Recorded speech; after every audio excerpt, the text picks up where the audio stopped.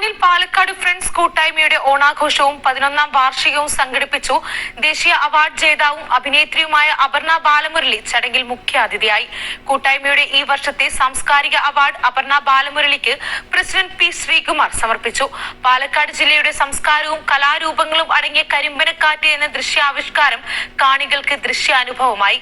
ഗായകരായ ആര്യാദേവ്, സച്ചിൻ വാര്യർ എന്നിവരും സംഗീതജ്ഞരായ ബാലമുരളിയും പാലക്കാട് മുരളിയും ചേർന്നൊരുക്കിയ സംഗീത നിശയായിരുന്നു പരിപാടിയുടെ പ്രധാന ആകർഷണം. 2 ദിവസങ്ങളിലായി നടന്ന ആഘോഷങ്ങളിൽ വിഭവസമൃദ്ധമായ ഓണസദ്യയും ഒരുക്കിയിരുന്നു. President Sreekumar, vice president Hari Govind, general secretary Jithesh, treasurer Jagadeesh, വനിതാ വിഭാഗം coordinator Charulatha, programme convener Vaisakh, Suresh Babu, Praveen, Sreejith Nair, Prasannakumar തുടങ്ങിയവർ ഓണാഘോഷ പരിപാടികൾക്ക് നേതൃത്വം നൽകി.